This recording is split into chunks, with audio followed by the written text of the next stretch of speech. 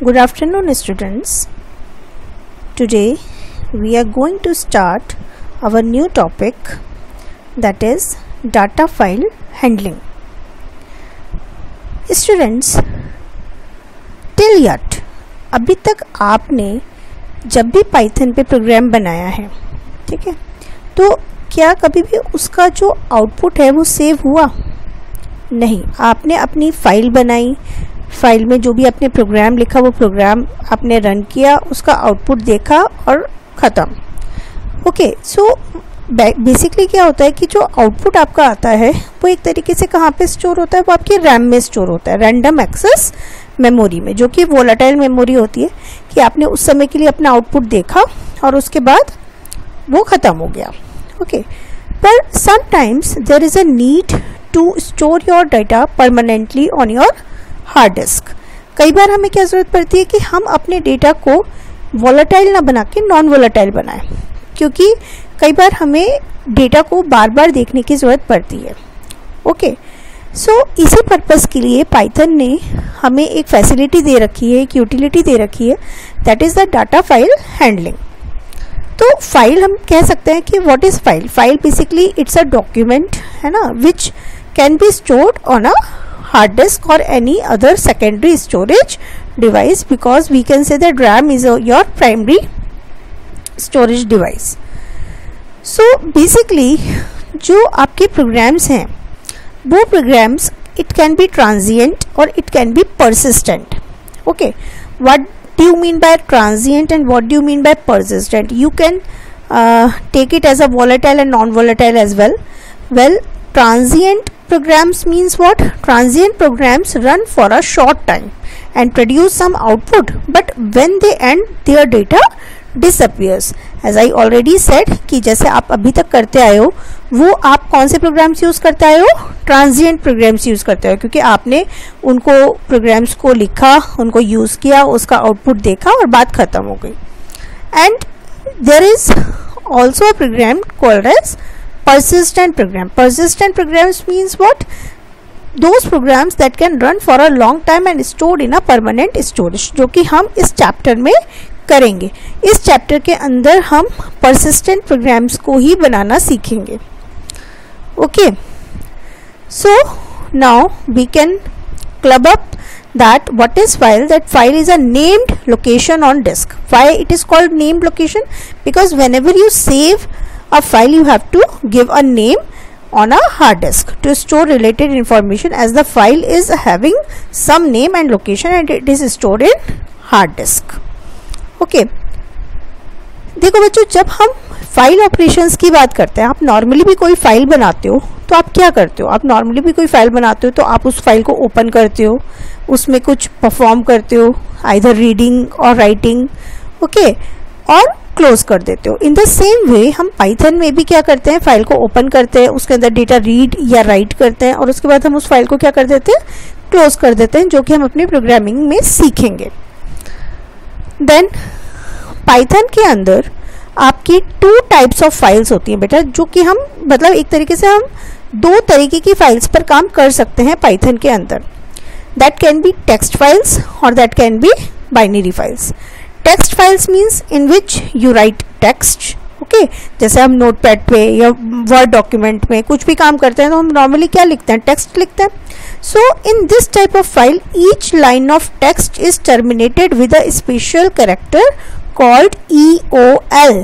EOL means what? End of line, जिसका जो character क्या होता है वो /n होता है, escaping sequence /n.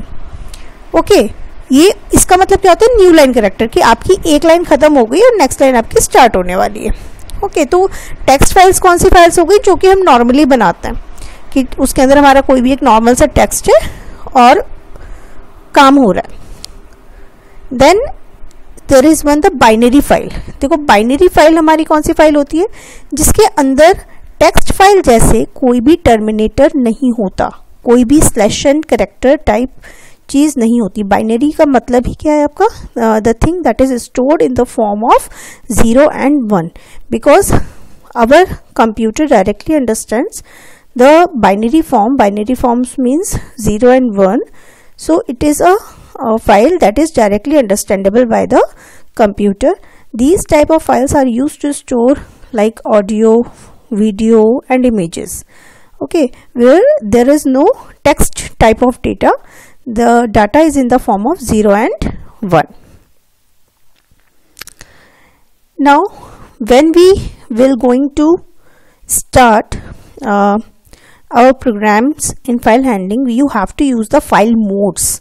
When you open the file, you have to give the file mode कि in which mode you want to open the file. Basic, अगर हम basic बात करें तो basically there are 3 types of modes: R, W and A. Here R stands for read only. That means when we want to open our file in only a read form, मतलब read only form में ही अगर हमें open करना है अपनी file को तो हम R मोड का यूज करते हैं. जब हमें अपनी फाइल को राइट मोड में ऑन करना है कि अगर हमें कोई फाइल राइट करनी है, बनानी है, तो हम W मोड का यूज करते हैं. And when we want to append the file, अब देखो अपेंड का मतलब क्या होता है. What is append? Append means add at the end. That means what? Supposingly, if you have already created a file or you have an existing file and you want to add the data after that, then you have to use the A mode. What is the difference between W and A mode? Well, whenever you open a file in a W mode, whether it is already existed or not, it will start like a new file. That means if you are opening a entirely new file in a write mode, then it will start as a new file. But if you are opening a file matlab means existing file, then even it will overwrite that file. But if you want to start it from the end of that file, then you have to use the A mode, that is the append mode. Okay, so A mode का फायदा क्या है कि वो आपकी जो existing file है उसका एग्जिस्टेड डाटा डिलीट नहीं करेगा, उसके आगे से ही डेटा को ऐड करेगा. उसके बाद इसके अलावा R, W और A के अलावा देखिए हमारे पास कौन कौन से मोड्स हैं. R, B.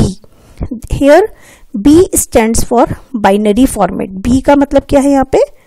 Binary format. जैसे देखिए RB है, उसी तरीके से आप देख सकते हैं WB है, उसी तरीके से आप देख सकते हैं AB है. RB का मतलब क्या हो गया कि रीड ओनली भी है, लेकिन किस फॉर्मेट में खुल रही है फाइल? बाइनरी फॉर्मेट में खुल रही है. ओके, इसी तरीके से WB का मतलब क्या है कि राइट मोड में खुल रही है, पर किस मोड में खुल रही है? आपकी बाइनरी फॉर्मेट में खुल रही है. और AB means what? That you are opening your file in append mode but in binary format. उसके बाद आता है आपका R+. आप देखो जैसे प्लस है, प्लस मीन्स व्हाट? अगर R+ है, R+ का मतलब your file is opening in both mode, read and right. Okay, जो आपकी फाइल है वो रीड मोड में भी खुल रही है, राइट मोड में भी खुल रही है. Just like that you can see W+. W+ means what? Your file is opening in right and read both. And just like that A+ means append and read both. Append का मतलब भी क्योंकि क्या है, आपका डेटा को write करना, इसीलिए append and read both. Then आपका एक मोड आता है RB+. RB+, अब देखो यहाँ पे RB है, B भी है और प्लस भी है. दैट मीन्स रीड मोड में खुल रही है. प्लस का मतलब रीड और राइट दोनों मोड में खुल रही है, पर कौन से फॉर्मेट में? बाइनरी फॉर्मेट में खुल रही है. उसी तरीके से WB+, that means read and right and read दोनों फॉर्मेट में ओपन हो रही है, पर बाइनरी में. उसी तरीके से AB+, that is append and read both in binary format. So these are the some file modes that you can use while working on file in Python. अब मैं आपको थोड़ा सा ओवरव्यू देती हूँ किस तरीके से आप फाइल हैंडलिंग का यूज कर सकते हो. देखो, सबसे पहले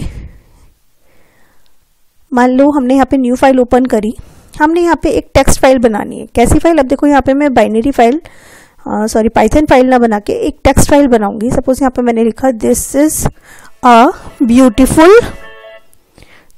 अ ब्यूटीफुल डे. ओके, और मैंने इसको यहाँ पे सेव किया। अब देखो जब मैं सेव करूंगी तो यहाँ पे पाइथन फाइल्स आ रहा है, टेक्स्ट फाइल्स आ रहा है, ऑल फाइल्स आ रहा है। So I will select text files here और यहाँ पे मैंने इसको सेव कर दिया सपोज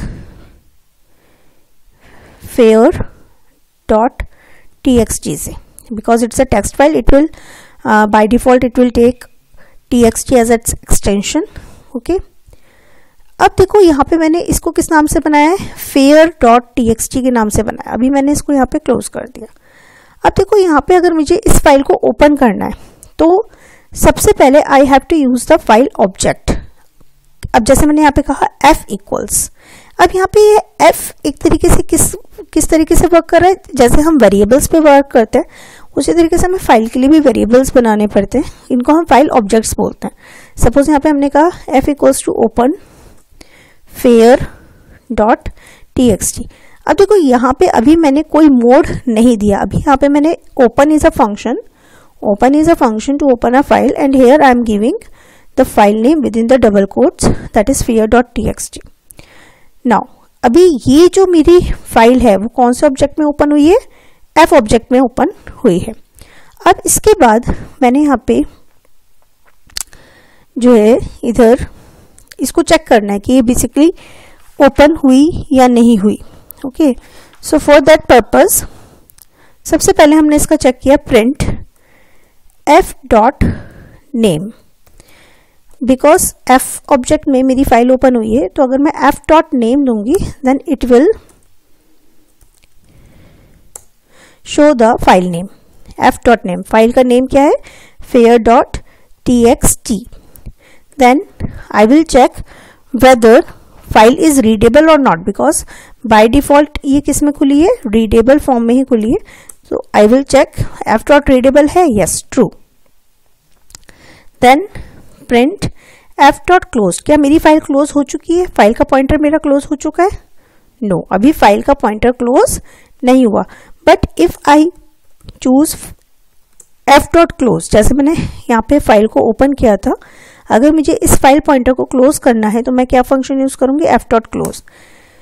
ये क्लोज हो गई। अब मैं अगर f.closed फंक्शन का यूज करूंगी तो वो कहेगा ट्रू कि फाइल मेरी जो फाइल पॉइंटर f में खुली हुई थी वो क्लोज हो चुकी है। अब now what if I have to print the data that I have already saved inside the fair.txt। so for that purpose I will again open this file in a file pointer f and now I want to read it। मैंने कहा f.read। so देखो यहाँ पे उसने दिखा दिया this is a beautiful day and then /n means इसके बाद क्या है, नेक्स्ट लाइन है। /n is a character, you can say the end of line character, EOL character जो हमने अभी पढ़ा था वो बाय डिफॉल्ट आपको ये इस तरीके से यहाँ पे दिखाएगा। अभी आज मैंने बहुत ही बेसिक सा फाइल हैंडलिंग कंसेप्ट समझाया आप लोगों को। आई होप आप लोगों को समझ में आया होगा। And okay, then that's all for today. Have a nice day.